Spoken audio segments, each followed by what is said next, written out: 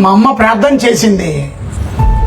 మా అమ్మ భక్తి ఆ త్రాగుబోతు భర్తనైన మా నాన్నగారిని మార్చేసుకుంది. కేవలం కొద్ది నెలల్లోనే త్రాగుబోతు భర్త మా డాడీ సిగరెట్లు వెంబడి సిగరెట్, మందు వెంబడి మందు, అలాంటి వ్యక్తి ఎలా మారిపోయాడో. అది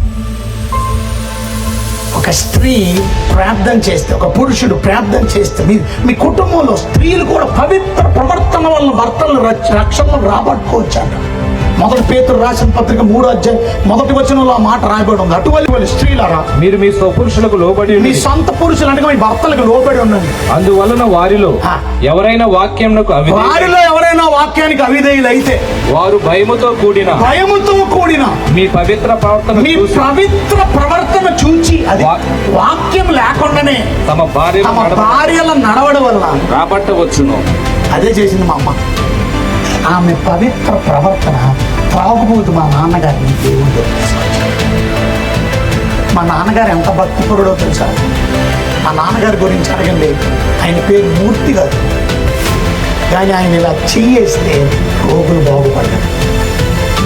ఆయన ప్రార్థన చేస్తే హాస్పిటల్లో ఒక ఆవిడనైతే చచ్చిపోయిందని పంపించారు. ఇంక లేదు, అయిపోయింది. ఇంటికి తీసుకొచ్చారు. ఎక్కడో కొర ప్రాణం కొట్టుకుంటుందేమో. ఇక లాస్ట్ ప్రార్థన చేయడానికి రమ్మన్నారు.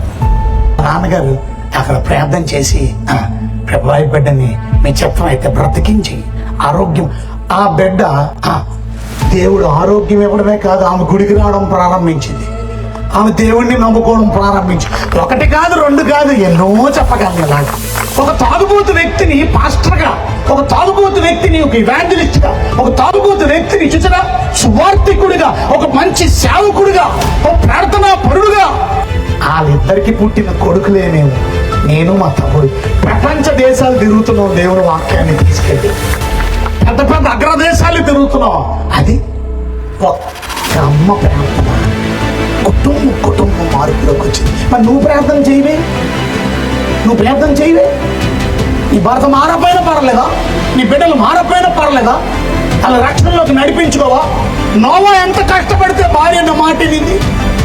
కానీ అదే తర్వాత మనం చదివితే లోతు ఎంత ప్రయాసపడినా పాపం బయటికి తీసుకొచ్చిన లోతు భార్య మాత్రం మారలా, నాశనం అయిపోయింది. కొన్ని కుటుంబాల్లో నాశనం అయిపోతున్నారు వాళ్ళ భార్యలు, కొన్ని కుటుంబాల్లో నాశనం అయిపోతున్నారు వాళ్ళ భర్తలు, కొన్ని కుటుంబాల్లో నాశనం అయిపోతున్నారు వాళ్ళ పిల్లలు. కానీ చింత లేదు, విచారం లేదు, బాధ లేదు, ప్రార్థన లేదు, కన్నీళ్లు లేదు.